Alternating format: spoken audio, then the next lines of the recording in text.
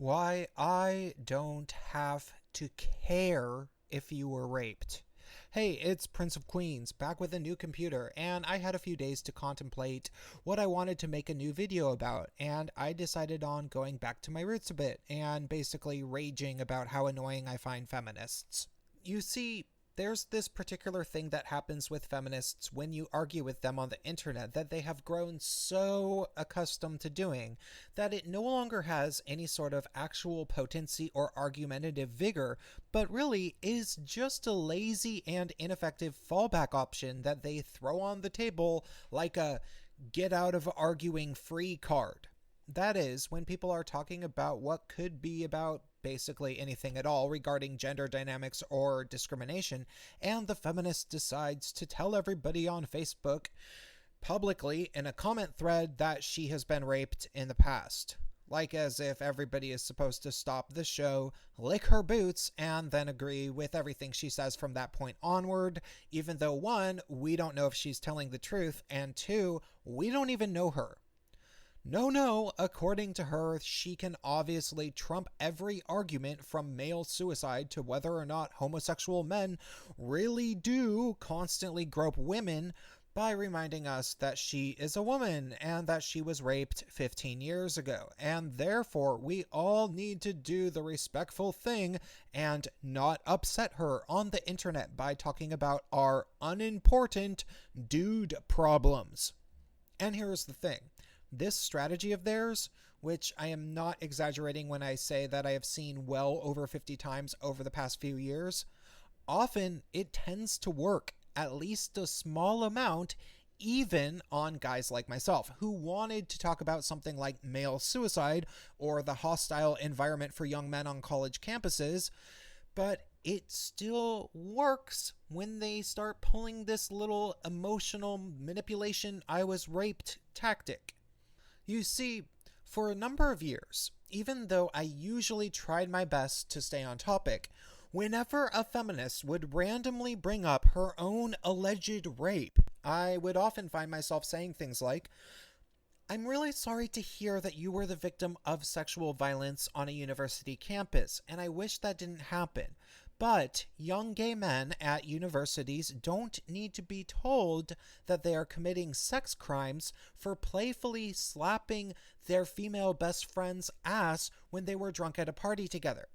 At which point, the feminist would somehow find a way to continue to bring up her own alleged experience of sexual violence 15 years ago as a way to derail my actual argument. And instead, we'd find ourselves talking about an entire conversation based around her own emotional fragility in the current year, which I had shown her that I was willing to at least sort of cater to, even just by saying, I'm really sorry to hear that you were a victim.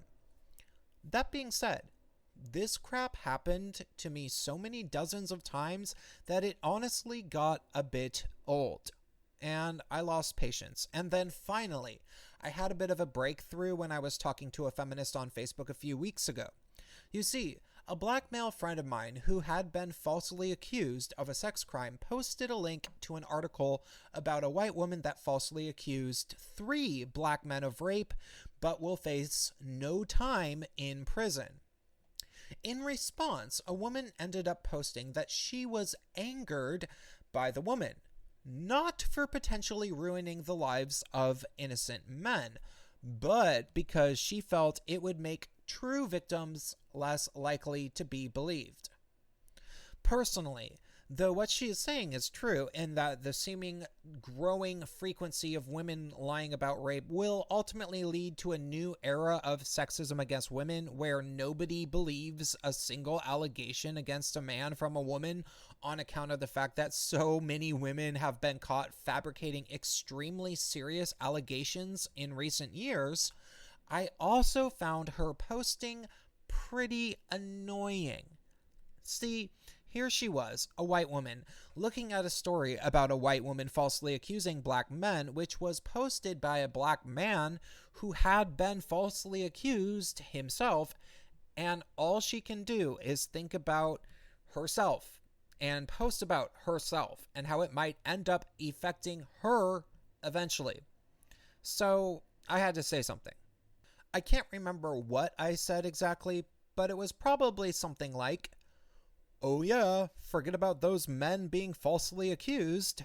How does this affect the poor, fragile women's?" And then, of course, we got into an argument. And within just a few posts, she mentioned that she had skin in the game as a rape survivor, or whatever. So what? I remember thinking, as my entire point was that we weren't supposed to be talking about her in the first place, but the injustices behind false allegations. However, being that she was particularly annoying, I decided to just go all out. "I don't believe you," I said. "I think that you're lying." To which she obviously had a meltdown. She tagged our friend, whose timeline this was happening on, asking why he was friends with such a disgusting person. I responded by tagging him as well, saying, "Why are you friends with selfish, racist white women who don't care about black men being falsely accused unless it might affect her someday?" She was furious and blathered on about how disgusting it was that I wouldn't believe her and how she wasn't surprised because the cops didn't either, or some crap. And then I had the important epiphany. Was it really that I didn't believe her, or was it simply that I didn't care? So I said, "Look, I think you're probably making all of this up to try to manipulate both me and anybody who might read this. But even if you're telling the truth, I don't care. I don't care if you were raped. I don't even know you, and we're not talking about you. We're talking about false allegations." As I recall, she didn't know what to do. She had nothing.